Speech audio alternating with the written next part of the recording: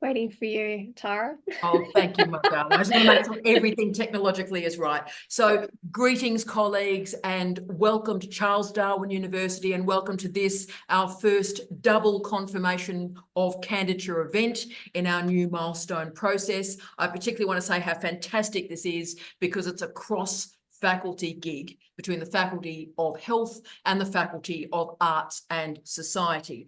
I'd like to commence with acknowledgement of country, acknowledging all the traditional owners of the lands on which we meet today, elders past, present and emerging, and any Indigenous colleagues with us today. And we are acknowledging a diversity of Indigenous leaders and elders, moving from the People's Republic of Western Australia right through to Norfolk Island and Aotearoa, New Zealand.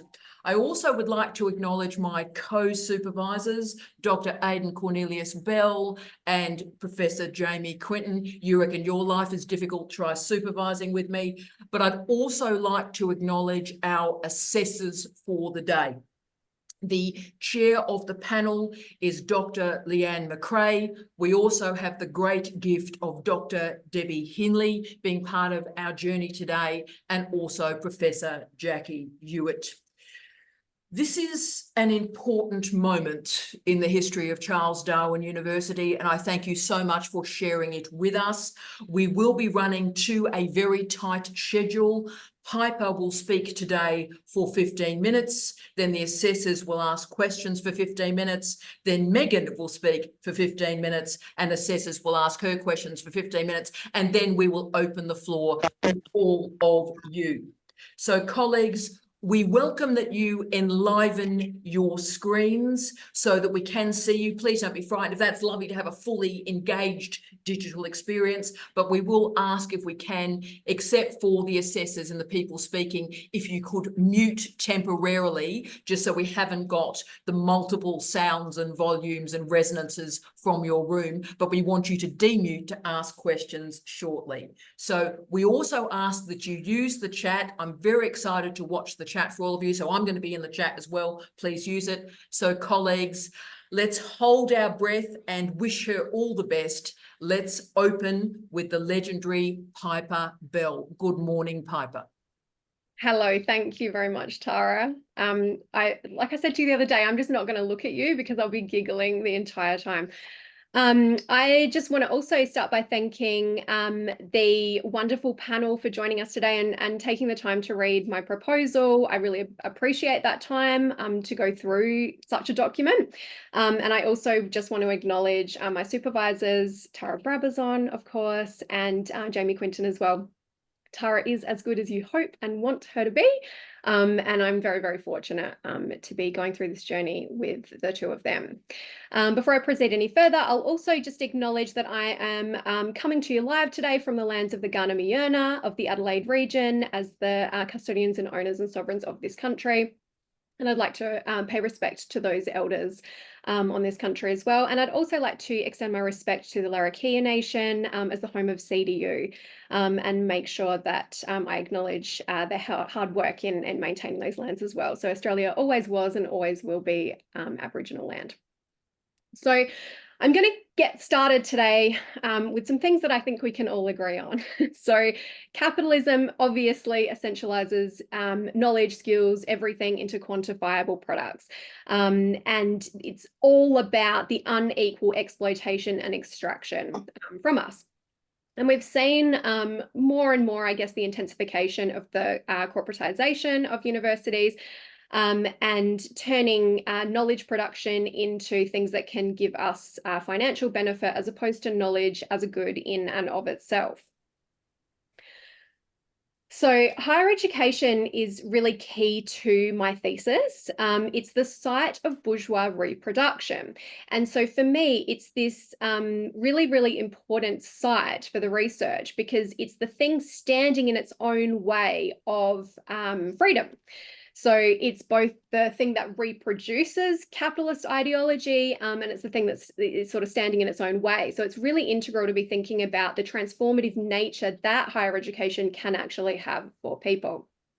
So the thesis is looking at the intersection between patriarchy and capitalism. And the idea is that I'm looking at academic women and their labour in higher education. So academic women and academic feminist women are really interesting because they do consider themselves feminist more times than not, and social justice warriors, but they can often be sort of achieving success in the academy at the expense of other women. So they can sometimes be standing in the way of other women at the progress of their own careers. And they can also be working really hard to try to conform to the structures that already exist. So academic women in particular and working class academic women are the focus of this thesis. So I am a working class woman working in the academy. I have been working in casual and contract roles in research and teaching for about just over 8 years now.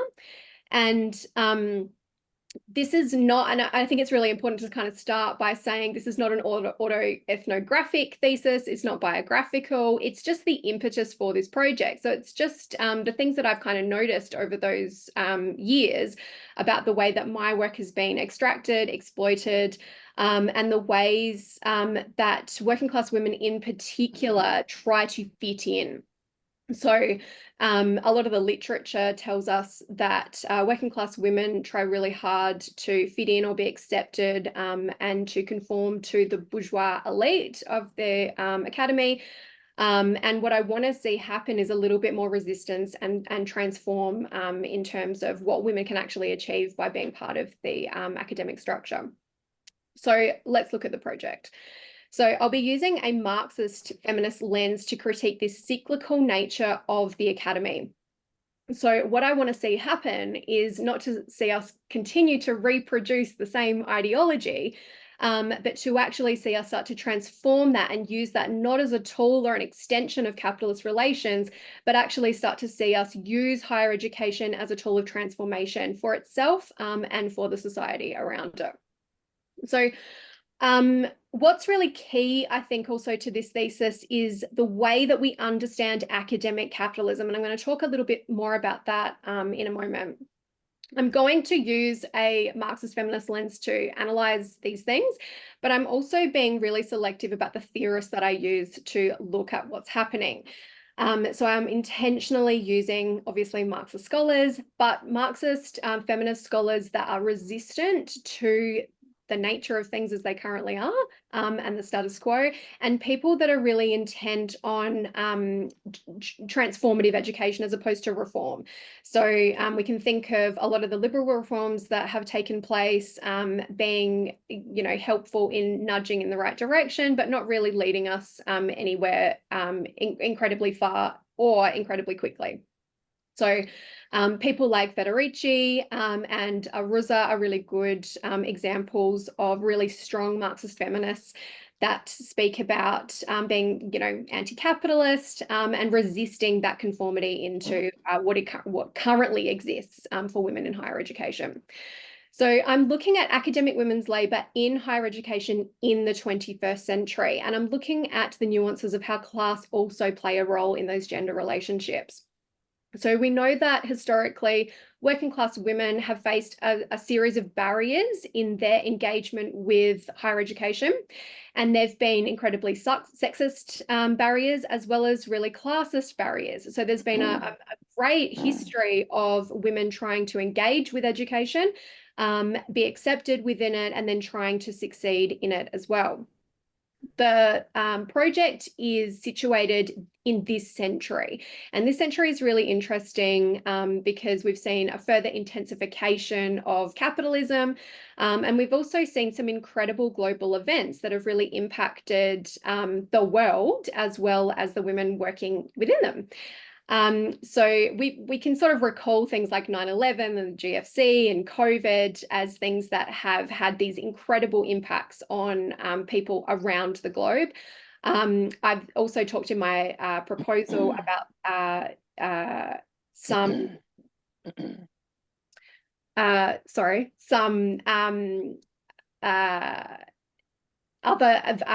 social reform and things like that as well. Sorry, I just got a little bit distracted there. The main thing that I want to be looking at, though, in terms of these events is the ways that higher education have actually harnessed them and used them for further excuses for exacerbating gender disparities. So I want to make sure that we're acknowledging the fact that, yes, they've had great impact, but actually how are they being manipulated into screwing us over, so to speak. So acknowledging that weight of history that working class women have had in higher education. And then those recent events, I want to see how these things are really influencing the lives of academic women and their experiences working in the academy. So I've got two prongs to this data collection. The first one is to look at a survey that captures women's experiences in the exploitative nature of higher education. And that's going to include some of the unpaid work that they also do. And then I'm going to look at oral history interviews to really capture those women's experiences at a deeper, more layered level. And that's really going to capture those nuances of class and gender relations in the academy. I'll be looking at women at all career stages in the academy. So from early career researchers and teaching staff into mid and late career as well. But what's really important, I think, for this thesis and the data collection as well is making sure that I'm acknowledging that many academic women have been forced and pressured into professionalized roles as well, and they're certainly not excluded from this thesis. And in fact, some of those women will be some of the most key stories in this thesis. I'm looking at working class women as the focus because I see them as people that are probably some of the ones of most interesting to looking at, class and gender relations in higher education, but also some of the most powerful women that probably, I think, because the other thing that I want the thesis to do is look at consciousness raising and maybe a little bit of organization as well. So because this is a Marxist thesis, I'll be looking at historical materialism and thinking about some of the socioeconomic factors and class relations that are underpinning these women's experiences.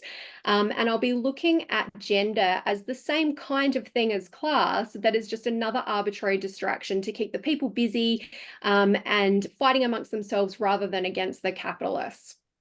The other thing that's really core to this thesis is our understanding of academic capitalism. So the way that we sort of see the university at the moment and the way that some really good theorists have been painting higher education, particularly in Australia, talk about it in terms of, it wants to return to this golden age, that it wants to return to this former glory where education was this fantastic thing and we were a bunch of radicals working within a bourgeois structure, and it just isn't true. It just always has been an incredibly sexist, racist and limited environment for people. So it's important for the thesis to be acknowledging that the university is and has maintained that classist focused. So I think what's always interesting to me, and I'm sure people that are attending today will also kind of realize, is that your favorite thing might be like mine, is to read their weekly newsletters from the university and see what research is being pumped out by a mediocre white male. It is certainly not as interesting as some of the other things that we know are occurring from women and the other in terms of research. Sometimes when they publicize things that are outside of those particular men that we're all familiar with, it still defaults to this idea of how men are going to leverage that research against women. So even when we see, health relationships with women or something like that in those newsletters, we often just see them. There's still the underlying thing there is the control of women. And so it's really important to be thinking about higher education and the university as this extension of capitalism and as an organ of the capitalist state, as opposed to this, magical thing that just wants to return to its beautiful solid gold origins. So it is really important to think about the ways that women have been systematically excluded from particular spaces in higher education, the way that research is classist in that way as well. One of the main interesting things that I think and hope that this research is going to uncover is the unpaid labor that women academics actually perform. So one of the main interesting things that I hope kind of comes about from doing particularly the oral history interviews, but the surveys will also uncover some of these things, is the unofficial contributions that women make. So if you've ever taught in a program at the same time as other tutorial groups have been being taught, you'll notice that the women stay back a lot longer with the students and do a lot more caring or nurturing work. And there's a range of reasons for this to occur. For working class women, there's that double kind of stab that means that you're punching above your weight because you're really trying to succeed in this organization, and you're also being gendered the entire time. So you're seen as a nurturer, you're seen as a caregiver that needs to provide a whole bunch of support to the students and the male colleagues around you as well. Some of the things that I have experienced in my time working in higher education and on major research projects have been stroking the ego of the men around me or the leaders of those projects, and making sure that they feel as though the women are actually in support of them. So the research really wants to focus on some of that unpaid work that women are prone to do. It'll also have a look at that intersectional disadvantage of the working class. So, you're a working class person, you just want to succeed in this elite enterprise, and you want to be accepted by it, and it never really happens. So sometimes people, and as I said from the outset, that sometimes women do succeed. Often that comes at the expense of other women or the people, that they've sort of stepped on to get there. But really looking at how we can kind of push back, I think, against some of those things is really key. So the national survey that I want to release is hopefully going to capture some really good snapshot data of some of these things that we kind of know are happening, but we want to really capture in survey kind of data that we can kind of like map out and really demonstrate. The survey questions are going to be incredibly carefully worded and structured in a way that we make sure that we pick up some of those things that you just can't capture from self-reporting, and some of the things that can happen through self-reporting from your own experiences. So we really want to make sure that those questions are worded in a way that capture some of that unpaid labor. So, how many hours do you spend after a class with students, or how much time on a research project do you spend, not this, but stroking the ego of the men that you're working with. And the survey is also really important because it will hopefully pick up participants to continue on into the study for oral history interviews. So the oral history interviews are really going to add the juicy G to the thesis. That's going to be the bit where we really unpack some of that rich data from women's experiences. There'll be really long interviews that really capture the lives of women, and really provide that holistic journey that we want to be seeing. And I'm hoping that the interview data will be the thing that really transforms higher education ultimately. There's obviously a range of things that we need to consider in terms of analysis. So the economic status of participants, including transitioning between classes. So you might enter higher education as a working class person, but acknowledging the fact that after you do that, you're actually part of the elite in particular ways or not particular ways.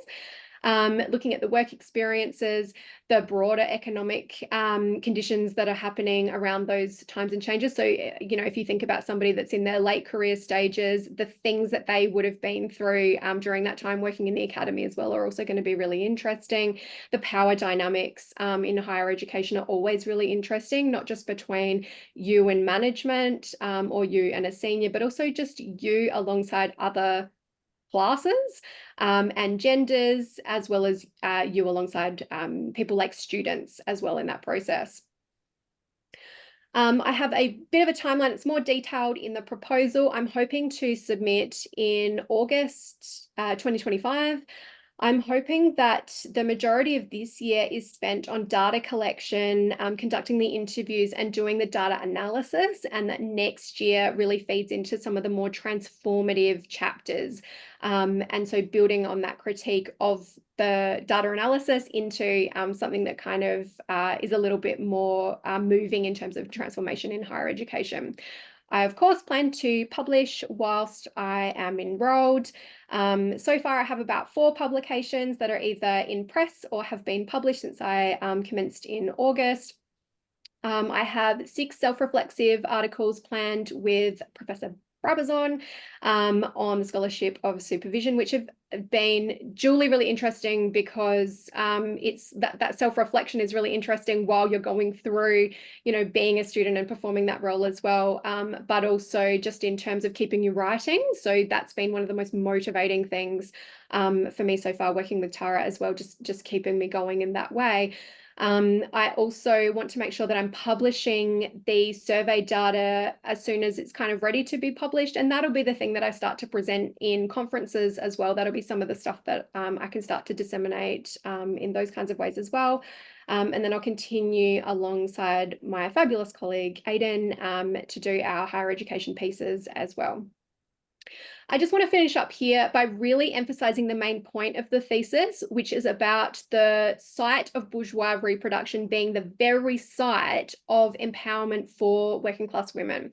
So what I want this thesis to do is not just capture a bunch of data in a vacuum and say, well, this is what the experiences are. I actually want to do a little bit of organization and consciousness raising as well as around that, in terms of actually starting to challenge that oppressive status quo as well.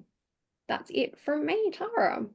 Thank you, Piper Bell. Right, I feel like I've had an intellectual sorbet move through my brain at this point. My goodness me, I have been cleansed. Can I move to Dr. Leanne? Thank you, Piper. Can I move to oh, wasn't that exciting to see all these people on this call? Hello. Can I move to Dr. Leanne McRae, noting that we've got Dr. Debbie Hinley and Professor Jackie Hewitt as our assessors, but you are the chair, oh, Dr. McRae. Who knew we'd end up here a couple of decades later, Leanne? First question to you, my queen. Okay, thank you so much, Piper. That was a really clear, coherent, and well-delivered presentation. Thank you so much. It also really helped to clarify a lot of the themes that were presented in your documents to me. So thank you for working through that and having a very clear trajectory of what you're going to do. I do not foresee any problems with what you're aiming to do. It's very clear, it's very concise, it's a great project. So congratulations on that. And thank you for working on it. It's a very important time to be doing this work. So thank you for that. All right, so there are a couple of things that you've helped clarify. So I had quite a few questions after I read your document, and you've kind of helped to distill that down. So that's, good work there. In your document, it kind of, and I'm glad you clarified this, it kind of made it seem like you were going to focus on academic women and not the professional staff so much. And you kind of have corrected that in your presentation and said, no, you will be working with those women as well. And I think that's really important because I would like to see more work on that kind of intersection, that moment of, I suspect, and this potentially is something that you're going to discover in your research, that working class women were professional staff before it opened up to the academic staff potentially. So that transition, that, at what moment we move from, the women being able to move from those professional roles into an academic role, that's going to be pretty important to your work, I think. And I think what that's also going to do is open up a little bit more work around what is going on within unpaid labour, because that is a really evocative space for the work that you're doing, and there wasn't a lot of that unpacked in your document. You refer to it. It is kind of an assumption of that we kind of know what it means, and I know that you probably will, once you start working on it, unfurl that and unpack that more. So I'm not stressed about that. I know that you'll do that work, but I think that enables you to work through that transition, that those two kind of cohorts that work together side by side.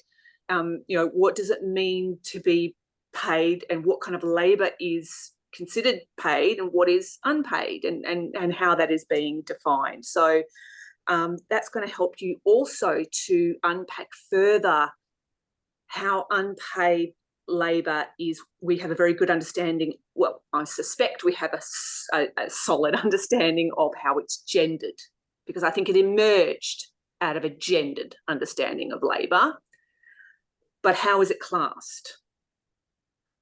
And I think that that is a really important space for you to do work within.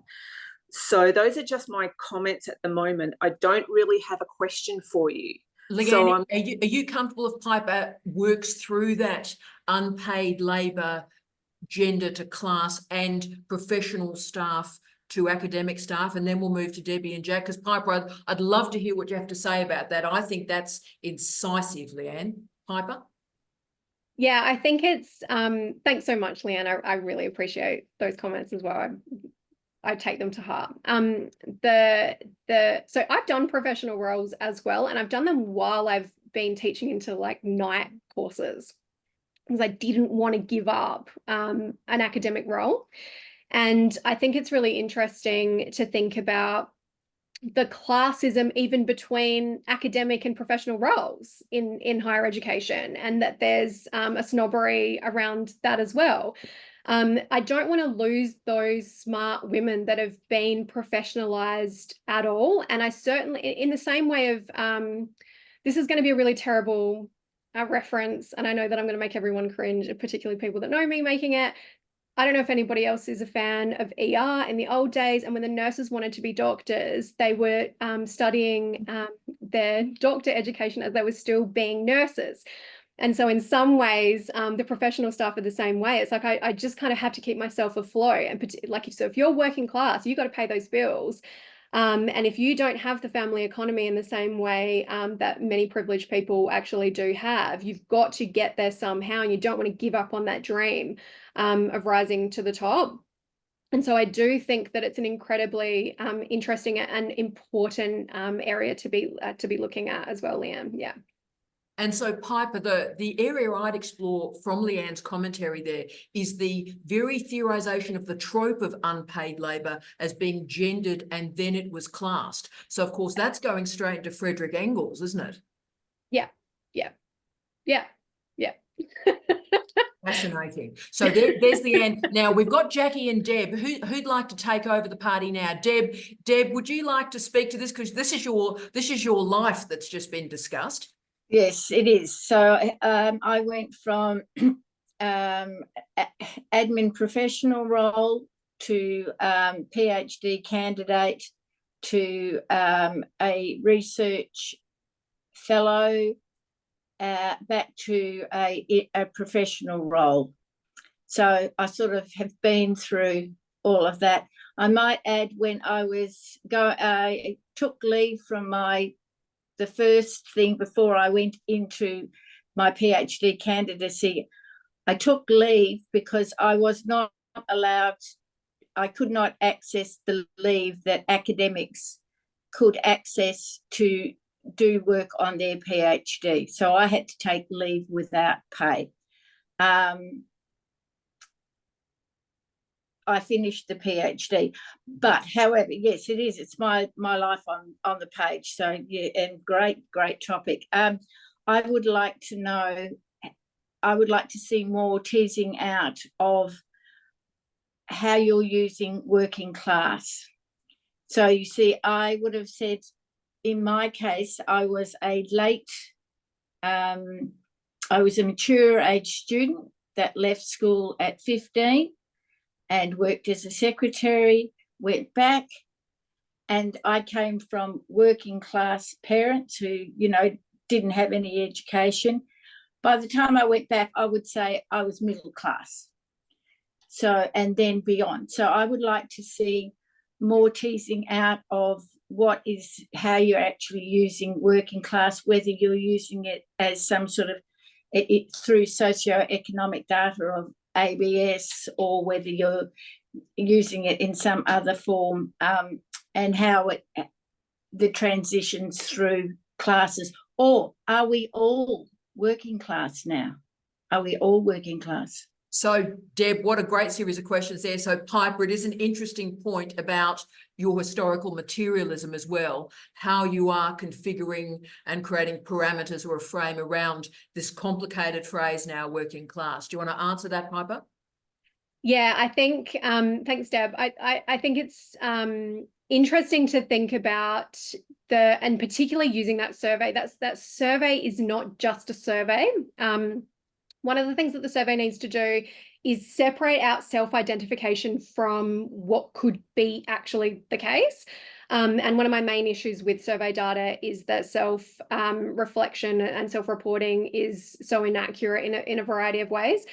There's a massive difference between, working class roots and then being part of this higher education thing and not. So I think arguably I'm still as working class as I ever have been, and that I haven't shedded it quite yet. I think that I can kind of play ball with a lot of the middle class in various ways, but there's definitely still that block up of being able to kind of transition properly into that next stage. I joke with Tara all the time and say that I'm fringe class and that I'm kind of like on the outskirts at all given times.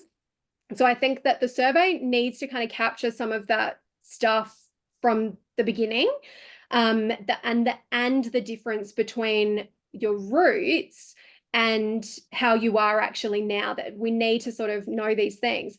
The oral histories are going to be really interesting to see how those changes have actually occurred. So what's happened to you from your involvement working in this elite space has actually changed in terms of your class relations back in your class of origin as well. And I think that that's an interesting thing for me too, because I've kind of just said what I've said, but then if I go back down south and have a party with who I have come from, they'll start talking about you're too good to be here.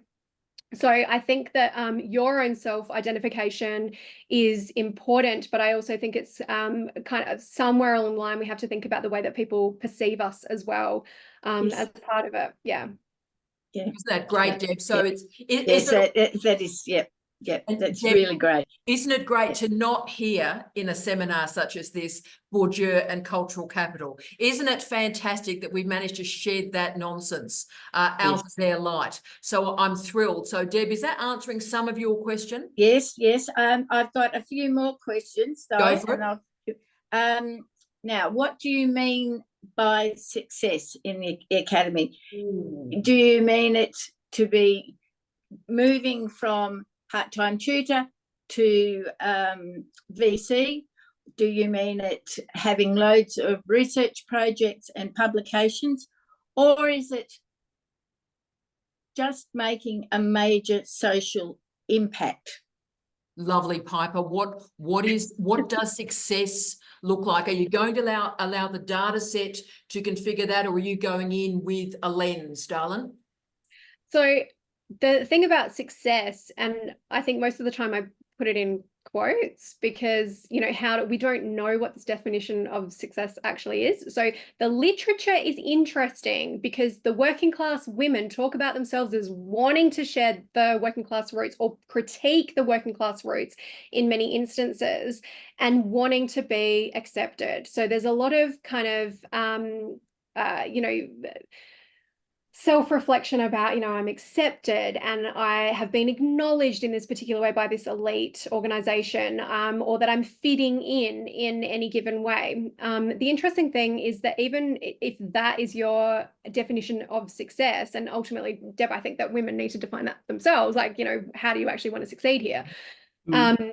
But so recently I've kind of given up on wanting to fit in because it's never going to happen. It is the case that I'm a working class woman with a variety of other barriers in my way that mean that I'm never going to speak the same language, look the same way, and be involved in the same existing structure that's already there. It's not going to happen. And so success to me personally means that I'm pushing back against that status quo.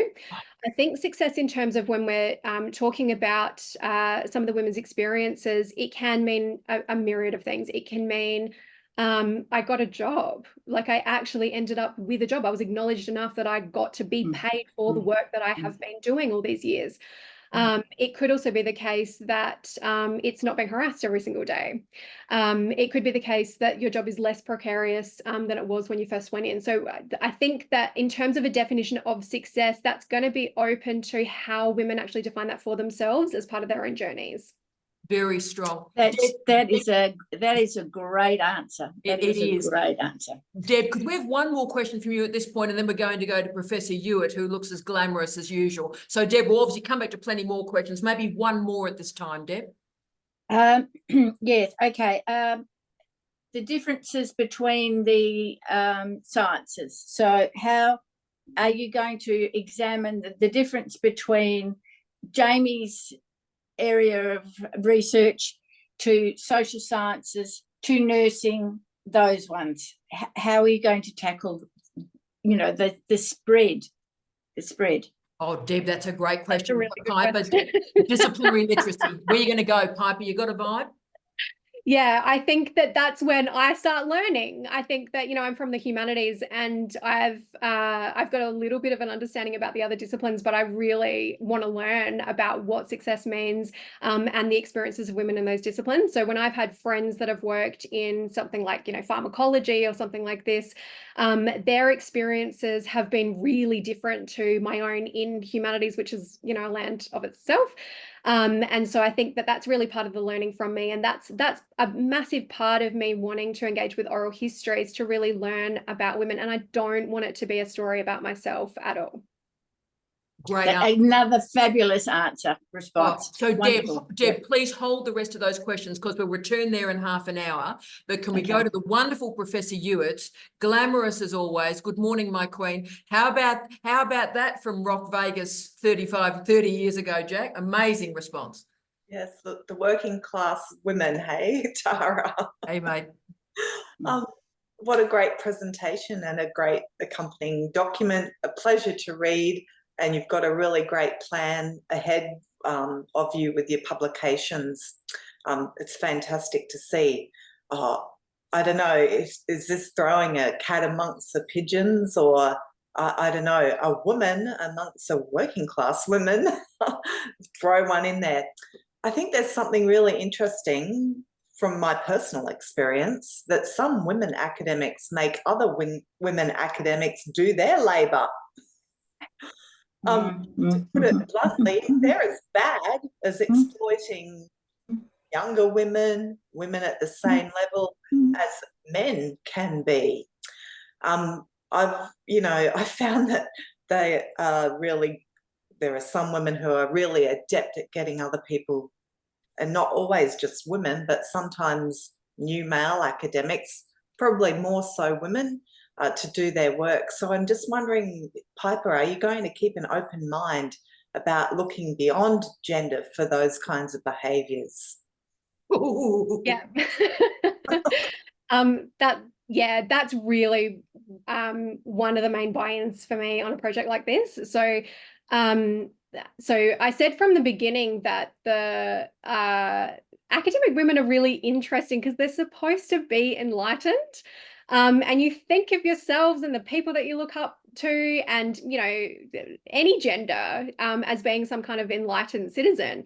And they're just not in a range of ways, and they can be a massive part of the problem. So women that have risen to careers that have had incredible sort of privilege, or they're in these like powerful positions, sometimes they can be some of your best friends, and they can be the people that you really look up to. But something weird tends to happen with some of these women that have risen above, and they do eat their young. There's something that's happened, and it's a problem for liberal theory, where these women have ridden on the work of women's liberation to get to the point of power and success in something like a bourgeois enterprise like the higher education institution. And they just have completely trashed all the other women to get there, or ridden on their coattails, or I've done all these, incredibly harmful things. And then they forget all of those things that got them to that point in history. And Faluti's done some really fantastic work on right-wing women working in politics in that space as well, that I just think is absolutely fascinating. And I know that many times in my experience, it's not just been the men abusing me, it's been the women flanking those men to enable their abuse of me and the other women around them. And so I think that, that's Jackie, if I can pull that out, and not just paint women's, you know, you're part of the problem and this is just an issue, like a women's issue within itself. If I'm really careful about that, I actually really do want to unpick that, because I see that as a really fundamental problem, particularly if you're talking about an elite institution. Fantastic. And of course, Jackie, as you and I know, a vagina does not a feminist make, girlfriend. Yeah. It's true. I'm also kind of then interested in how students' expectations and exploitation of working class women differ than academics, because, you know, I've had students who have done some really strange and interesting things because of, and I've assumed it's because I've been a woman in academia. So are you going to explore that as well? Yeah, I hope so. So I've had some really interesting kind of layered experiences from working. So I'll like coordinate a topic or a unit or whatever university calls the thing that you're teaching. And it can be really interesting in terms of the way that you're kind of exploited in terms of the male colleagues that are sort of in charge of your fate. And then the way that the students utilize you. So you can either be seen as this incredible thing of hope for other working class women and people that are like just trying to get ahead through higher education. And they do see education. I teach in philosophy, so you've got a lot of students that are actually trying to think about the world and their place in it as well. The interesting thing, I think, from the way that students kind of see you, I've had this little weird series in the last year of private school boys coming to my classes as part of this other agreement that the university has. And their relationship with me is very different to any other students. It's not necessarily an age thing. They say some really interesting things about capitalism being inevitable. They say some really interesting things about how they see the world. And when we're talking about political theories, their interpretation of them is very telling and very interesting in a range of ways. And I end up having these really bizarre conversations with them where I almost feel like I'm having to defend myself against a 17-year-old private school boy. They're quite interesting. So I think that the relationship with students is actually something that we probably underestimate. The way that we think that we need to do all this extra work and unpaid labor to be recognized by the organization is interesting, but actually there is something else there with the wanting of approval of students. And it's not necessarily about student evaluations of teaching or anything like this. There's something else that's happening there based on the way that you have been dealt with as a working class person or as a gendered person, or, you know, a disabled person, whatever it is that's kind of at that intersection of those barriers to higher education for you. I think that it's really interesting to think about where you're trying to get this approval, because it does happen from that student perspective as well. You're still trying to get people on board with thinking that you're okay, and that you've got something to offer. Yeah, but I'm also really interested in where you push back, because I've pushed back against these expectations from students and said, I am not your mother, and I am not here to have those conversations about, you know, what it might be going on in their lives, because with 500 first-year students, that is just not possible. And the responses to that have been quite fascinating as well. You know, you start off telling them, I'm not your friend, and I'm certainly not your mother. And there's this kind of shocked reaction from some of them that, oh, but you're a woman. That's the role that you should be in.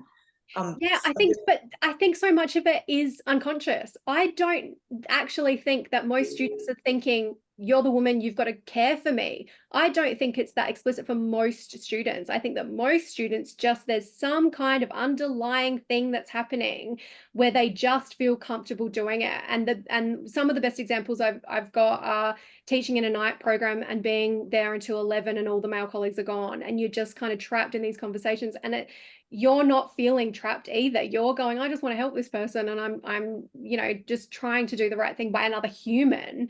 But something else has happened when the other person just defaults to thinking this one's going to receive this amount of personal information. Yeah. Well, I've really enjoyed your presentation, and I kind of suspect you're going to be inundated by women wanting to share their stories. So good luck. Thank you so much. I really hope so. I really hope that people really want to engage with it. Thank you so much. Jackie, you're wonderful, and Piper and obviously colleagues, and I thank all the colleagues doing comments too. We're going to return to you shortly. We're that excited, so I'm thrilled. So thank you to Jackie, thank you to Debbie, and thank you to Leanne. And certainly, can we just do firstly, thank you to Piper. A remarkable experience.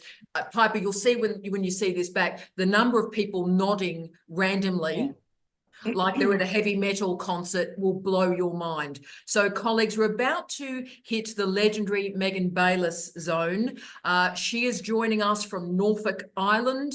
We actually have the wonderful Susan also joining us from Norfolk Island. There aren't many people on Norfolk Island. 2 of them are joining us for our gig today, for which we are excited. So Megan, I'm so thrilled that somebody is doing this remarkable project. Over to you, my queen.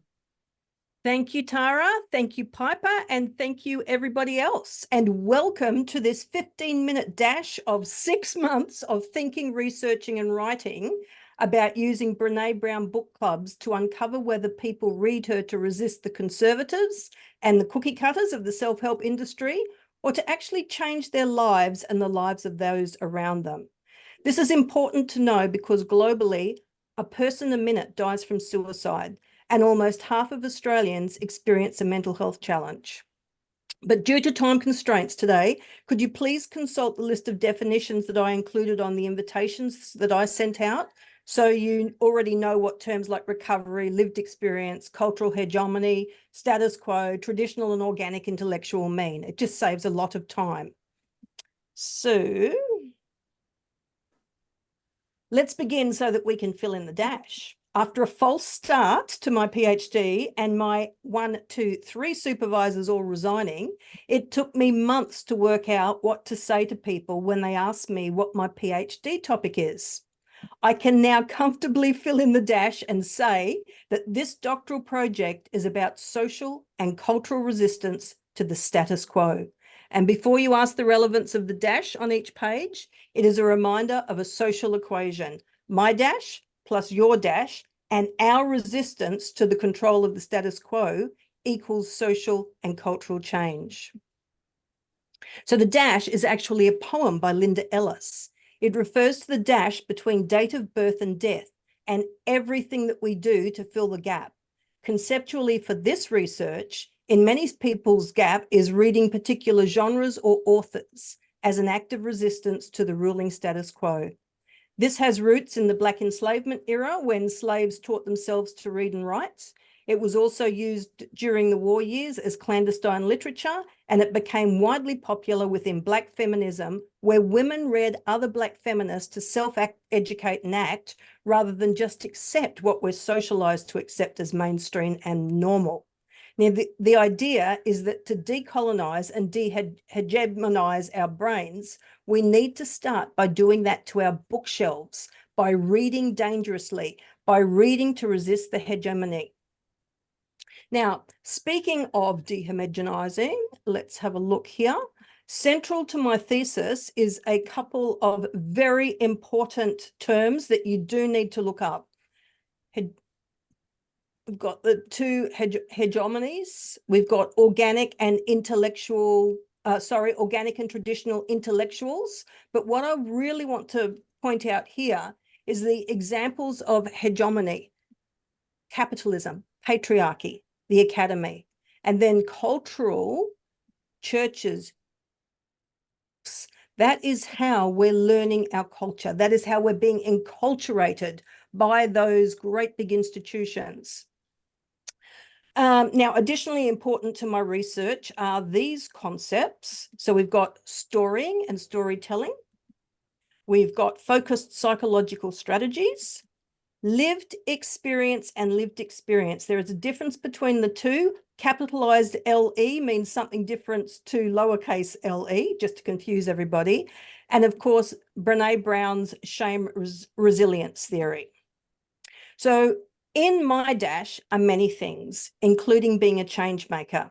This is a very brief history that is important to know against my chosen frameworks, methodology, and methods. My positionality is as a lived experience, carer, and ally. The lens through which I view the world are dual systems feminism, Marxist and radical. My standpoint intersectionality is that I grew up as the white, privileged daughter of an army officer in pre-independence PNG. My mother did missionary work. As a child, I saw and heard things that made it easy to turn away from patriarchy, capitalism, and social control. So I read to stop the noise that I resisted, and I learned that there was a different world for me, a world outside the institutions of social control. At around about age 12, my father asked me what I wanted to do when I left school. So I responded, I want to do medicine and join the diplomatic corps. Well, he looked at me and he said, girl, think again, because you haven't got a diplomatic bone in your body. So then I did. I looked my father, army officer, in the eye, 3 tours of Vietnam, and said, okay, I'll be a conscientious objector. I became a mental health accredited social worker instead. My experiences and profession have made it very easy for me to resist, particularly when reading the multitude of literature that demerits female academics like Brene Brown, or conversely, encourages reading as resistance. I have always resisted being a therapeutic textbook expert, and instead I've read the grey and popular literature that my clients read so that I could better assist them with where they were at. That these books are considered by many academics as less than worthy interests me, and I'm looking to change that by remeriting Professor Brown's work as a piece of psychoeducation and bibliotherapy, both used in the focused psychological strategies of recovery. And this is how I'm doing it as a PhD project. I'm looking at what comes out of book clubs. Specifically, the 9 Brene Brown books will be re-examined at book clubs open to adults who self-select as being in recovery from a life-changing event. I want to know if reading Brown turned the reader into a capital, lived experience educator by using their new knowledge to help someone else. Book club, therefore, is both my methodology and my method of data collection. Underpinning my philosophical frameworks are the focused psychological strategies of bibliotherapy and psychoeducation. This fills a gap as there is no other research that has done this with Brene Brown's best-selling, yet derided in academic circles, popular culture literature.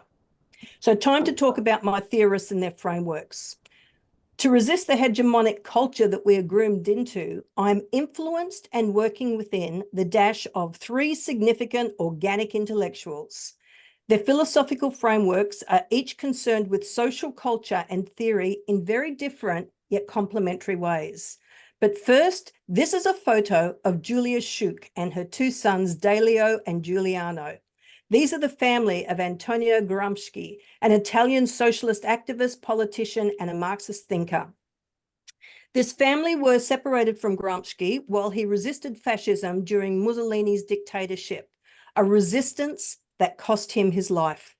But without this family, we would be missing some of the influences, essays, and the prison notes that Gramsci left in his dash. Julia's story of mental health challenges is important to the lived experience literature, yet she is nowhere to be seen outside of Gramsci's work. After reading Wifedom by Anna Funder, I chose to recognise the support and sacrifice of this invisible wife, Julia Schuch.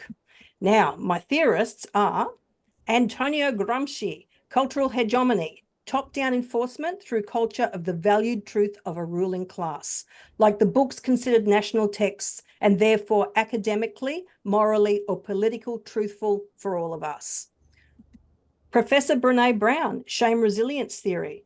She is a research professor in social work and management, yet she is derided by many academics as not quite academic enough in her methods and the dissemination of her work, partially because she successfully sells her work as popular culture. And then finally, Dr. Louise Byrne, lived experience workforce development expert. She's an academic at RMIT. She's a seminal thinker and writer in the discipline of lived experience. Now, like Julia Schuch, all three of these theorists faced at different times in their life-changing mental health challenges. Thanks to the influence of those three theorists, I am interested in how people read to resist, how they fill their dash, and whether they read to help others as a result of that reading. In essence, I am asking whether reading a single book is enough to make someone a resistance fighter by helping another person. Literature tells us that resistance and reading are useful. Together, they create reading as an act of resistance. The resistance that I am interested in is reading as resistance to the status quo of a hegemonic culture, particularly whether reading Brene Brown's books fit into this resistance. And so I ask in this thesis, is reading Brene Brown an act of political, social, and cultural resistance to traditional intellectuals? There were many different disciplines to read in to get the literature review on this, but it all came back to merit or demerit by the dominant culture that thinks that they know what is right and best for us to read and to do in order to maintain their status quo of epistemology and a posteriori knowledge. Yet, storing is epistemology, and lived experience is now experiencing a shift towards evidence-based a posteriori knowledge and away from experience-based a priori knowledge. And so I've designed a way to find out if reading the derided and academically controversial Brene Brown is an act of resistance to the status quo by people in recovery from a life-changing mental health challenge. This is a partial phenomenological research design comprising three theoretical frameworks: cultural hegemony, shame resilience, and lived experience, with two major underpinning theories from the focused psychological strategies, psychoeducation and bibliotherapy. My central research question is, how do these three distinct bodies of knowledge, the Brown's shame resilience theory, lived experience, and Gramsci's organic intellectualism, align to create a move from lowercase lived experience to uppercase lived experience? Without asking leading questions, or the question that I really want to know, what's in your dash, these are my sub-research questions to analyze book club and semi-structured interview data. Why do those seeking personal change read Brene Brown? And why was she so popular over and since the COVID pandemic? Why and how is Brene Brown chosen or used as a self-educator? Finally, how can social work better contribute to the focused psychological strategy of psychoeducation, particularly through the use of popular culture, using bibliotherapy to support clients in living meaningful lives? And of course, there are some difficulties to using book club as both a methodology and a method, but these are recorded on screen for you to see there, divided between difficulties in red and solutions in green. In my thinking, though, the red simply means that there are many opportunities to problem solve and harm minimize around them before submitting my application to ethics. However, my greatest two concerns are, one, what if no one attends a Brene Brown book club and I'm left with either no data or insufficient data to be representative? And two, what if time zone differences mean I end up with a single country sample of people just like me? Thinking around that, my solutions are to utilize my diverse networks, you, as gatekeepers to get book club advertising out with a personal recommendation to attend, and recording sessions so that time has collapsed and those in different time zones can watch at their leisure and make online comments. Worst case scenario is that the project becomes illustrative rather than representative. So what's the feasibility of this? Is there a need for this project? Nobody else has done this. There is a gap in the literature. Nobody has looked at the meaning making of first responding as a lived experience educator through book club conversation around a piece of popular culture.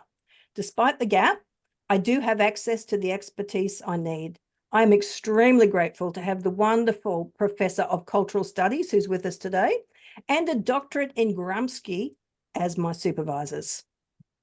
Now, once completed, I plan to publish, do speaking tours, and translate my findings into social mental health practice, which leads me to my significant and original contribution to knowledge. My SOC is an act of cultural and social resistance to the demeriting of the wisdom and lived experience of people who faced a non-psychotic mental health challenge following a self-disclosed life-changing event. The resistance aims to remerit Brene Brown's popular psychology based on Gramsci's notion of organic intellectualism to disintermediate the meritocracy and the ownership of knowledge away from the hallowed phallocentric halls that control academic publication and knowledge. Therefore, my significant and original contribution to knowledge is the reconfiguration and disintermediation of Professor Brene Brown's popular lived experience literature to Gramsci's organic intellectualism. This necessitates a move away from the academies and traditional intellectuals as gatekeepers of culture and worthiness, and puts recovery, self-education, and critical thinking back into the hands of those who read popular culture because of preference or because of exclusion from the phallocentric halls of higher education. Why now? I'm 60. I've just turned 60. I have waited, go the older women. I have waited 30 years. I'm now fast tracking. In 18 months, I'll be handing in my thesis for marking. The last 12 months of my scholarship will be spent publishing the chapters to academic journals and also rewriting the whole as a book aimed at a non-academic audience. I intend to commercialize my research by, like both Brene Brown and Mental Health First Aid does, straddling research with sales and adding a robust evidence base to the self-help movement and genre. Postdoctorate, I want to pick up a traveling speaking and workshop circuit in social and cultural resistance, and of course apply for a Churchill Fellowship to read with Brene Brown, and book club with my published book at the burial site of Antonio Gramsci in Rome. So what do I need to do this? Apart from writing 1,000 words a day, there are a few financial needs set out in my written document that's with you all today, assessment panel, but essentially they are items to do with the means of my production: laptop, advertising, upskilling in Brown's methodology, networking, flights to get off Norfolk Island, and accommodation so that I can run some face-to-face book clubs with my industry partner in Perth. So my 15 minutes is up, and I wish to thank you all for attending, supporting, and loaning me your networks for data collection. Thank you for your support and also your academic generosity. Dr. Deb, Dr. Leanne, and Professor Jacqueline, I'm really grateful for your time, so generous. I also pay tribute to my muses, my supervisors, Professor Tara Brabazon, the amazing, and Dr. Aidan Cornelius Bell. I think I saw him there somewhere before. He's here. Yeah, good. Yeah. My longtime friend and sounding board, Dr. Greta Galloway. My industry partner, Genevieve Hall of Typeface Books in Perth. And of course, my darling and legendary and most supportive husband, Paul Martin, who is also on this call, I hope. Yes. So thank you all. Good on you, Megan. Fantastic. So Megan, share so we can see everybody. Look at Josh. Josh has lost his mind. So I'll hand over once more. Again, Leanne, who knew 25 years ago we'd be here? So I'll hand over back to Leanne to go to Debbie and Jackie, noting time. So we'll keep it to about 10, 12 minutes if we can, and then we'll open the floor up to the fabulousness before Josh and I explode. Leanne, please commence your questions, my darling. Oh, thank you so much. Yeah, it's wonderful. It's a wonderful experience this morning. And thank you so much, Megan, for your wonderful presentation. Very clear, very confident, very concise, and a really lovely, transformative project. So congratulations on that. You're going to do some fine work. So I just have a couple of comments because you're really cooking with jam, really. So, I don't have a lot to say about this. I want to just ask you for a little more nuance around Gramsci, and that will come. That will come as you unpack him and unfurl him a little bit more. The reason why Gramsci remains a favourite of mine is because of there's so much nuance. I love Marx, but he's kind of a bit of a hammer. He's a little bit of a hammer, which is awesome, which you need. You need the hammer. Gramsci just adds a beautiful layer of complexity there that I would like to see come to, and I think it'll be very beneficial to your work, understanding that negotiation and consent process a little bit more, to configure that and to open up the nuances, and that will help you also engage with resistance a little bit more as well.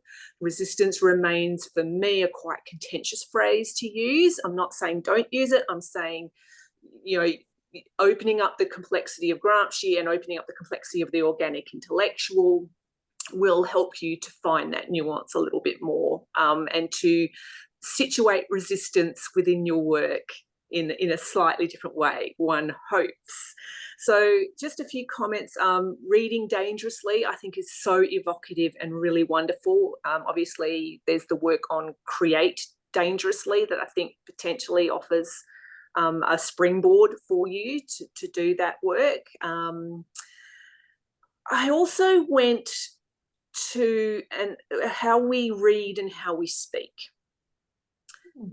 And I was thinking about that relationship, about reading being a very internal process, but you deploying the book club is a translatory space for speaking it.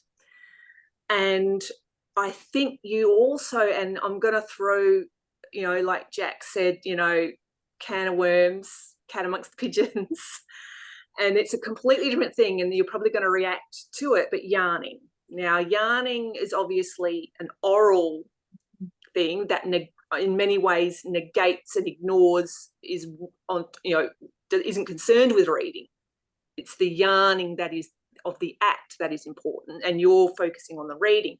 But there's real nuance within yarning that I think offers a real space for you to deploy a decolonial moment in your thesis, to deploy yarning and the notion of therapeutic yarning in particular, because there are different types of yarning that can potentially add some flavour, some sort of colour to this moment of what you're deploying, using book club to read and then speak it, and what that means in terms of how we process things and how we understand what is therapeutic, what is, you know, how we use speaking to conceptualize and contextualize and understand, and that understanding is empowering.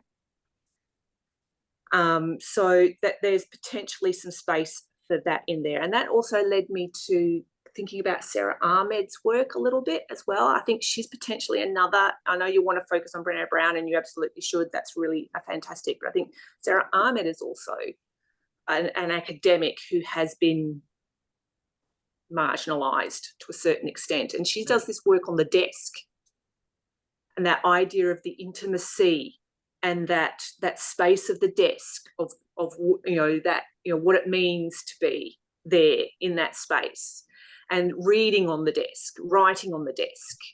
And, you know, I think these spaces can springboard a deeper conversation for you. And the final note I wrote here, and I don't even know if you want to do anything with it, it's actually third final note, sorry, is thinking about Gramsci and men in jail. Oh, and yeah, you know, this idea of Gramsci's, you know, famous for his prison notebooks, and this idea of how we read that, and I haven't even got a fully formed thought about it at this point, but I just want to kind of put that on the table of thinking about, you know, jail as a space of writing and reading.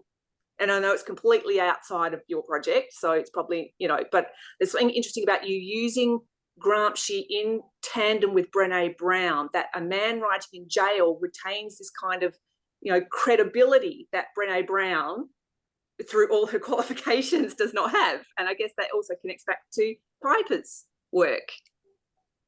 You know, so I think there's something potentially there. The other two things I want to say is Dr. Colleen Carlin has done work, not a lot of work, but a bit of work on suicide bereavement groups in southwestern Australia. So she might be a really interesting person to read. And also, you're going to have to, I'm going to put my ethics hat on for a sec.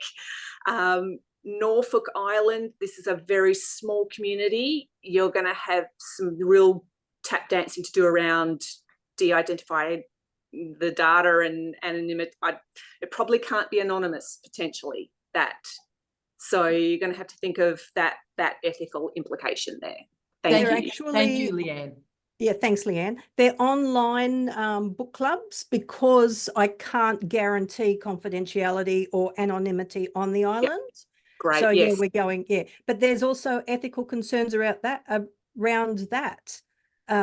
So people are, yeah, I'm thinking through it. Yeah, it's one of the difficulties. It's one of the things that keep me awake at night. How do I offer people protection with such vulnerable information that they will be sharing when Brene Brown actively encourages people to share their vulnerability? So it's the tension between these two opposing things.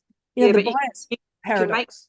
You make the argument to the ethics reviewers that, and you know, it depends on your cohort. You can ask them if they want to be identified. Yeah. I will. Thank you for your feedback, and you have given me two authors that I wasn't aware of, Leanne. So that's absolutely wonderful. Thank you very much.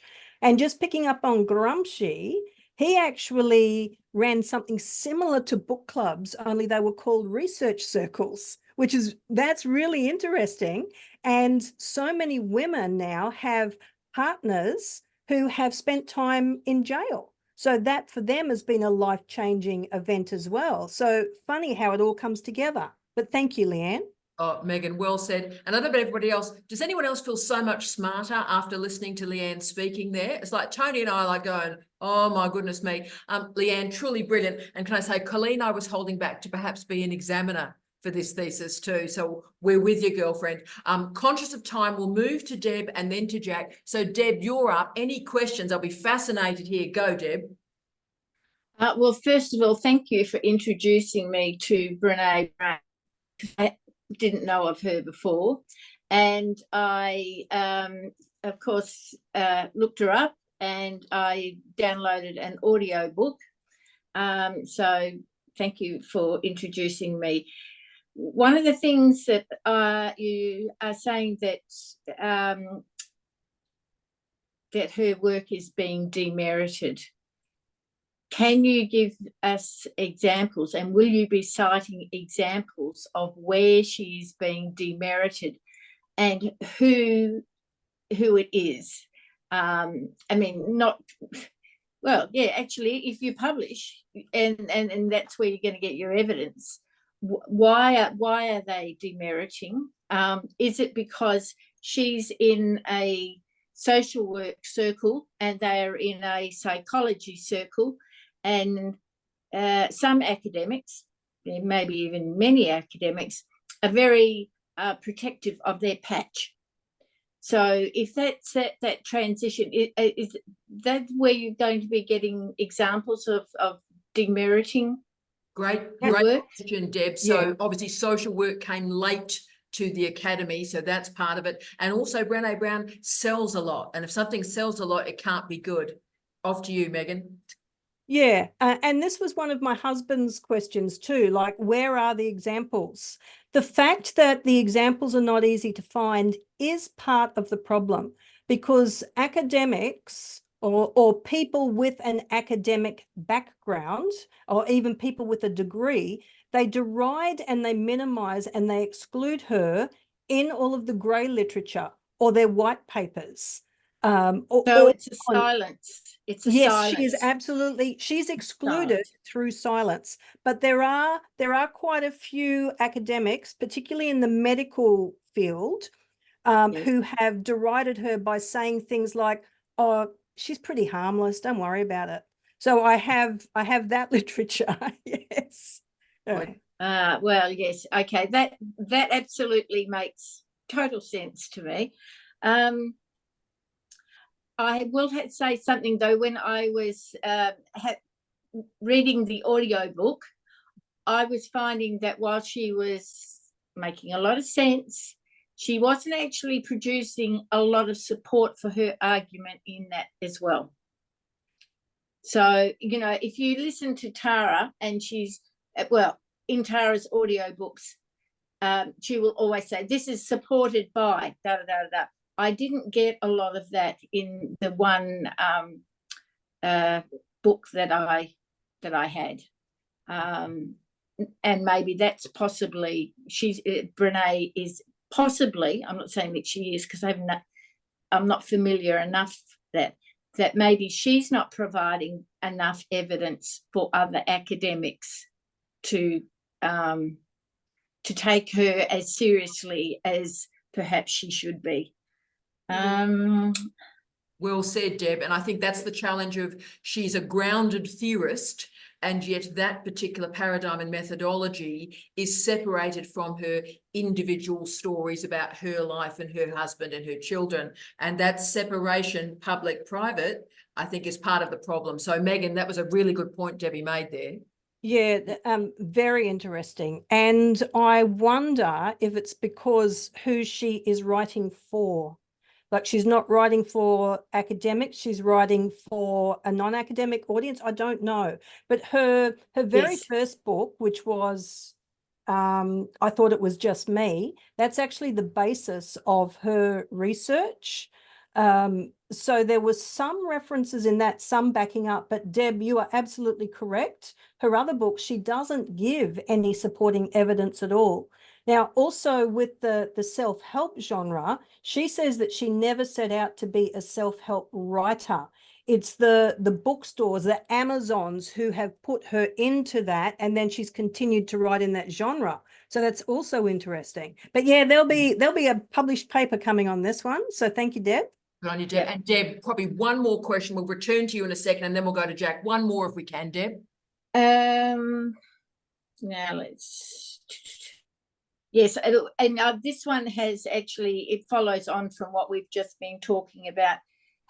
Does she publish for an academic audience or a general readership?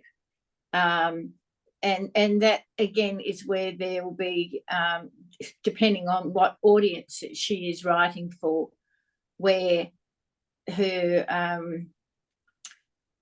position will be within the academy. So that's not actually a question, but we did actually address that. So, you know, her readership. I think that also makes her fit nicely with Gramsci's organic intellectualism, because she takes those really difficult behavioral concepts and emotional concepts, and she puts it into such easy language for the general public to understand. So I think that she straddles that bit well, but obviously she's not straddling academia as well as she possibly could. And Megan, I think Deb's helped us enormously there, because we need to do the citation work. We need to go to Scopus, we need to go to Google Scholar and see who is citing her and where they are in disciplinary terms. So Deb, that's magnificent. You've changed us there. That will help us. Can I go to the wonderful Jackie Hewitt? Jackie, this is an interesting one, isn't it? When we were taught pop lit, we never knew we'd end up here. So where would you like to take us, Jack? Oh, yes. First of all, I want to say thanks, Megan. A beautiful presentation that really brought your document to life for me. So it was great listening to you. I just want to pick up on that really important point that Leanne made about yarning. I had a student who did his thesis on yarning as a methodology and a method. I think there's something really fantastic there, because you can look at the engagement and interactions between participants to tease that out, but you can set it up in a way that it's completely different than a kind of traditional group interview or focus group. So yeah, I'm all for what Leanne said about looking at that as an approach to the book club.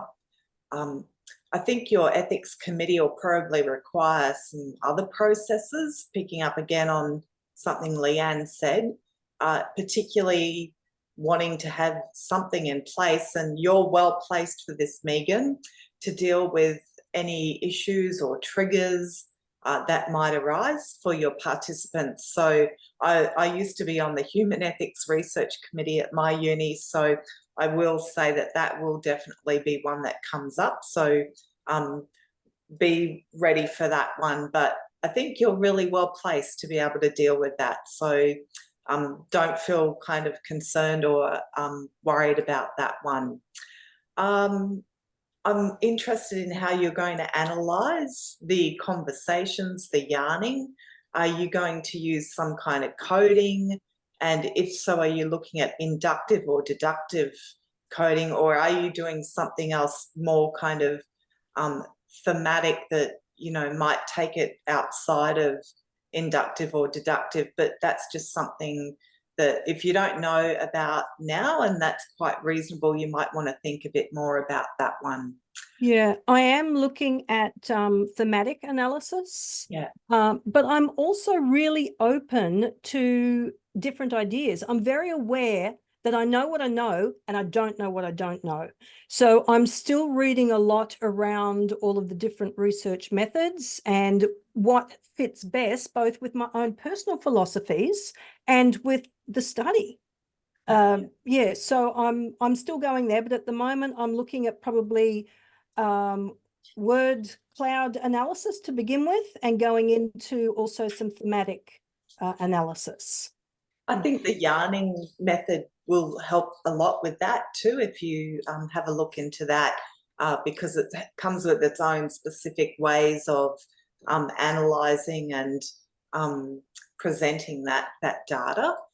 I just have one more comment, and it's interesting because it really comes out of journalistic coverage of stories about people who take their own lives. There's been a lot of work done around that by a group called Mindframe, and they've got a whole heap of resources for journalists covering these stories. And one of their key suggestions is that the word suicide is replaced by people who take their own lives. And that may well be different in your discipline, and total respect if it is, but it's just something that occurred to me when I was reading your document, that that might just be one really minor point to think about as well. Thank you. And it's exactly the same in our discipline. Like it is not an accepted term. And particularly if I'm going to marry any yarning with this, certainly for Indigenous people, you don't say that word. Yeah. All right. So thank you. No problem. Fantastic. Really enjoyed it. Thank you. Oh, what a joy this has been. I have learned so much. I feel so much fun. So first we just need to thank everybody. So let's go there first. So thank you to everybody. Now it is question time. I'll be going to Josh shortly because Josh and I have had some moments in the last hour. Can I go to Tony though, the lovely Tony, who has been basically our friend through the entire gig. Tony, I can't manage without you. I need your comments to sort of follow me around in daily life. Tony, what would you like to sort of say, because you've been so engaged throughout? Me, Tony, is there only one Yes, of us? you, Tony. Yes, you. Oh my God. Okay. I just love both projects. They're amazing. Absolutely. Good luck with both of them. I particularly like the methodologies. I think they have really good scope for getting into that really deep and rich and juicy stuff. With the yarning, I've been to several seminar conferences, especially with Indigenous methodologists. Can I say that? Yeah. So they have used yarning, but yarning is really something that you can put your own bent to, and it's something that I kind of did it, but it was I had one question that handed over the storytelling to the participant. It was their story. It was what they wanted me to know. That way you get very little of your influence on it. so that, and it's a conversation, and there was a great, and I've been trying to think of the author, but there's a work of a woman from, I'm not sure if she was at Charles Darwin, she might have been, and she did her research, these methodology on the experiences of Indigenous Aboriginal people as doing their PhDs and other students. And she called it cup of tea methodology, and it's KAPATEE, cup of tea. Yeah. And she found that she was predominantly, what she was doing with the yarning was taking around the kitchen table or a table and everybody's having cups of tea. And it was interesting when I did mine, that the thing, one of the sub things that emerged was every time we did an interview or whatever, we were actually at a table. So it was a kitchen table or a coffee table. And so it was about food and the relationships that were coming out of that methodology. So I think you both, Megan and Piper Beautiful. have some really, really great contributions to knowledge to make. Well said, Tony. Look, I will go to Aidan before we go to Thank Josh. you. Beautiful Maeve. You're amazing, Tony. We couldn't have Thanks, done today Tara. without you. You're phenomenal. Now, Thank you. Aidan's point is a very interesting one. Do you want to make it? You've made it in the chat, Aidan, about identity and methodology and ownership and appropriation. Do you want to speak to that, brother? Sure. I just know that, so I'm situated on Gunner country in Adelaide, and I know that there's a lot of really good work in decolonizing research methods out there, and there's some really great books in this space that I'm sure people are aware of. But here I know in particular, even in sort of teaching and learning spaces where we've had non-Aboriginal course coordinators and so on doing teaching, they've been cautioned against using terms like yarning to explain what they're doing, because that needs to be led by an Aboriginal person, specifically a knowledge holder or an elder. That doesn't necessarily mean it holds. I know that, in Victoria, for instance, there's a few instances where non-Aboriginal people have led yarning, but I think it's something that we need to be aware of, particularly when we're doing this sort of, trying to recruit participants for studies, that if there's sort of local advice around, that, cultural practices, that we need to be sort of sensitive to that, I think is just sort of what I'm thinking there. But otherwise, I think, in terms of as a method of, of working with people, a decolonial approach that sort of takes on some of the lessons from, yarning and other cultural practices can be really helpful in recentering those voices that have been marginalized, which I think is really important actually for both of the projects. This morning, it's like, how do we re-center voices that are being pushed out and systematically excluded, and what methods really enable them? So, I think it's really strong advice. I was just sort of had this thing in the back of my head of Uncle Lewis saying, oh no, we don't want you to use the word yarning because it's an Aboriginal cultural practice. Yes, and Aidan, as you know, it's a word I tend not to use. And if we are coming from a position of settler colonialism, and I see wonderful Mary on Noongar land with us today, if we're coming from a settler colonialism perspective, perhaps using Innes's theorization of the bias of communication might have some resonance that's not culturally appropriative, but it's an interesting space to explore. But Aidan, thank you for that corrective, crucial. Let's go to Josh and the wonderful Maeve. Josh, brother, talk to me, mate. Oh, I love both of those presentations. Congratulations, Piper and Megan. They were just brilliant. I just had a couple of comments for both of you. With Piper to start with, when you were speaking about kind of the more generic trends in higher education and how that's shaping things, one that popped into my mind from my own experiences in particular was the trend towards professionalization in general, particularly in third spaces within the universities. So just an example from my university, I worked in a central learning and teaching department doing learning design, etc. And we were all on academic contracts. We were employed academically, and they switched all of our contracts to professional at the end of it. And so it was very much, you become a professional or you leave. And as a result of that, there were 3 level C female academics, which level C is the choke point for females in Australia, higher education. And they were all wiped out, and they're all STEM as well. So it was just a very illustrative example. And I know there's a little bit of literature that's sort of stemmed from the 2012 Whitchurch conceptualization of the third space in universities. And there might be some stuff in there that you could potentially use on the increasing professionalization that goes on in unis. Because I just, yeah, from my personal experience, I get a vibe that's definitely another factor working against women in academia. Yeah, and then to Megan, thank you so much. I think that blew my mind, your whole presentation. I'm, cis white male from the medical sciences, and I've absolutely derided Brene Brown in the past. And it's a cultural thing in the people I speak with in universities, etc. One of the common phrases whenever management does something that we didn't like back in the day was we'd say, oh, well, they'll just tell us to read a Brene Brown book or something. And I think from my perspective, and you've obviously converted me today, I think I'm going to read a Brene Brown book now, because I think one of the big problems is the level of engagement that people have with Brene Brown's work superficially on LinkedIn. And I think a lot of her work tends to be misused on LinkedIn almost as a bit of a gaslighting the worker situation.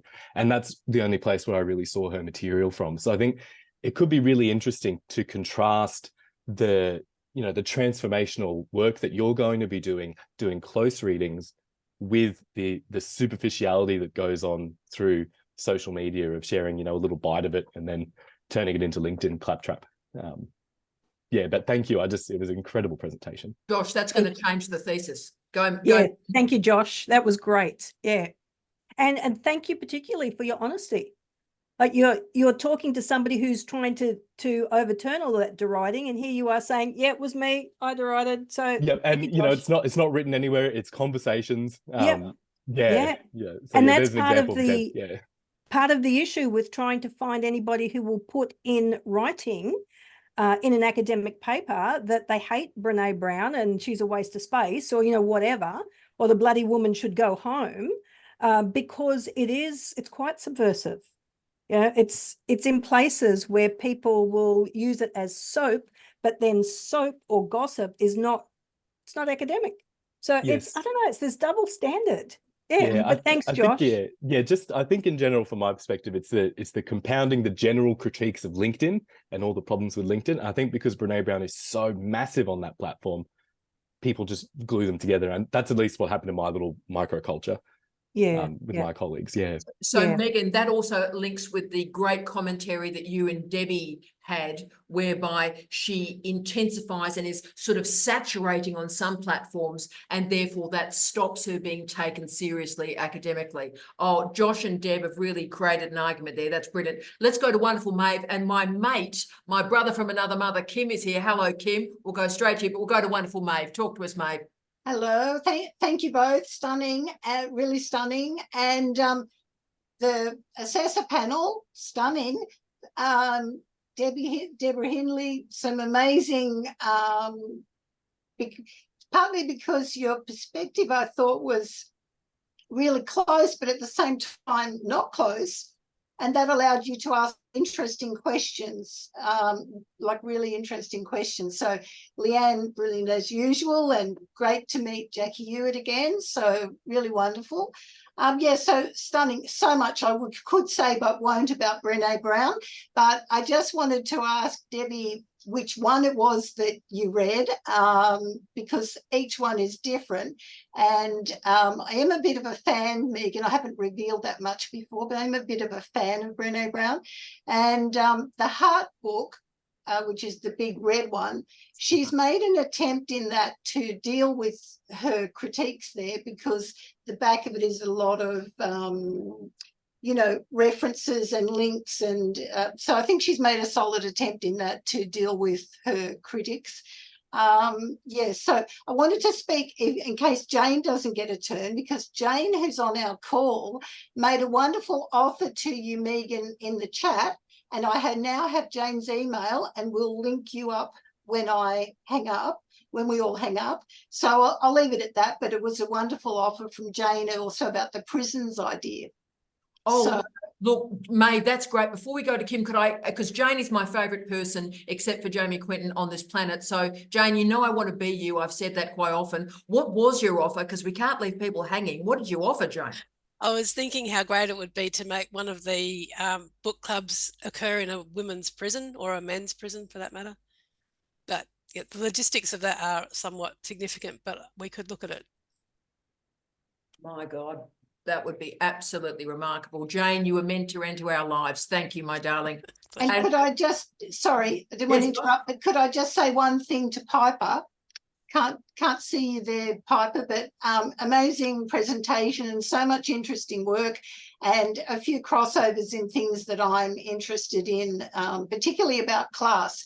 And I don't know that it came out fully when the assessors were talking, or whether you and Tara have already done it. But I think if you're going to use class as much as you spoke about, and if you're talking about women, I think you have to, well, not you have to, but I would suggest some sort of definitions are going to, even if it's impossible to define, that in itself can be the chapter, can't it, Tara? Yes, I mean, Piper, it is the Marxian line, life determines consciousness, consciousness doesn't determine life. Would you like to just make an answer about definitional work, Queen Piper? I would just repeat again that it's just an arbitrary thing to keep people fighting. It's just a way to keep the masses busy, and not pushing back, or not radicalizing, and not trying to transform. Yeah. Okay, so that no, I hear you, and I'm imagining Leanne has great sympathy with that. But so that would be what you would put where you would have put your definition. You would have to really strengthen that up, because depends on the examiner you might get whether they would be expecting one. Yes, my intention, obviously it's wonderful to see our Associate Dean Karen with us, Karen, who is my sister from another mister. Look, my feeling is both these theses will require a rat bag of an examiner, Karen. Is that your feeling? We go for an absolute rat bag political academic who wants to raise havoc and break stuff? Absolutely, absolutely. And since I've got the floor for just a nanosecond, Megan, it's just such a delight to see where you are at now. Well done.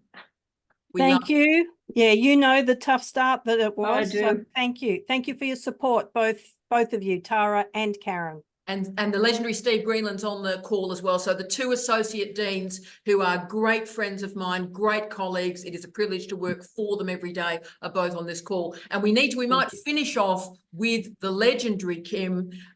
You are the best in the universe. I want to be you, not in a stalking way, Kim. What would you like to say to us, mate?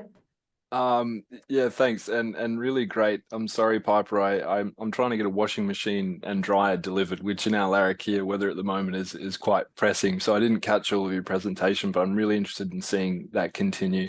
So just a couple of things I thought of, Megan, listening to you. There's a whole critical psychology perspective we own that's kind of like a close cousin of the critical work done in more kind of so the social work space. A lot of that comes from the Rosenhan paper in the 1970s around psychology becoming judge, jury, and executioner of mental health. In my open day pitch, I talk about, we're never going to deal with the mental health problems by training psychologists alone. So I think this is a really intriguing area, this notion of pop psychology, and it's something people want to talk to me about, especially a lot of women. Hey, I've read Brene Brown. Hey, I've read this. Hey, I've read that. What do you think about it? And much like Josh, I am kind of skeptical, but I'm skeptical of pop psychology writ large. But you sort of made me think, well, maybe this can help a lot with the heavy lifting. And this notion of psychoeducation too is quite a kind of catch-all that needs a bit of contextualization. I think your work can really help with that. I had a couple of other thoughts. One is you might consider, I noticed you mentioned sampling might be an issue. I think it might. Maybe think about some discursive analysis, to Josh's point, of the discussions on LinkedIn, because I think what you're tapping into here and acknowledging my own kind of white cisgendered privilege is it's in how these things are said. I remember a really cool paper once looking at the difference between Turnbull becoming Prime Minister and Gillard, and how this was reported in the media. And for Turnbull, the terminology was claiming prime ministership, seizing the leadership, whereas for Gillard, it was usurping, kind of stealing, thwarting, these kinds of things.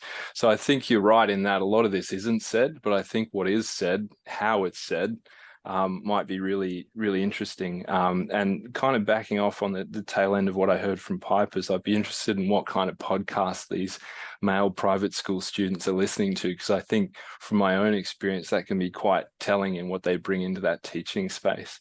So that's all I'll say. This has been hugely enlightening, a great way to spend my little lunchtime. So thank you both, and thanks to everyone on the call for your contributions. This has been great. Oh, look, it has been, Kim. Can I say, brother, are you saying there's a bit of Andrew Tate work happening, mate? I got really close to just outright calling that, but him and Joe Rogan, and too, I'm reading Adam Grant at the moment, and I think the comparative discourse on LinkedIn between Adam Grant and someone like Brene Brown would be really interesting to investigate too. But I think this pop psych is part of the solution, and I'm really interested to see what comes out of this research. So thank you.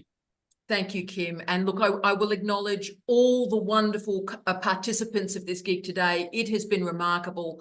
Piper and Megan, we thank you. The assessors are off to do their work. How great are those three assessors? Doesn't it make you proud to be a human that three such brains exist on this planet? I thank Leanne, I thank the Debster, and I thank Jackie so much for your generosity. You did that work for nothing, which I think is very appropriate in terms of Piper's argument about unpaid labour. What you've just seen is unpaid labour, for which we thank you. And I need to finish off with thanking my two remarkable co-supervisors, the legendary Dr. Aidan Cornelius Bell, who I've had the privilege to work with and write with, a truly amazing human. And you can see the other remarkable gentleman, Professor Jamie Quinton, who is also my co-supervisor. Yes, he also happens to be my husband. We have declared this conflict of interest, but I thank them both for their robust engagement in the nature of politics and change, and neither of them are frightened of asking the really difficult, granular questions, which is actually the role of a university. Colleagues, I thank you for your time and your expertise. Piper and Megan, we are so proud of you. Have a lovely afternoon, colleagues. See you soon. Bye-bye. Good on you, Paul.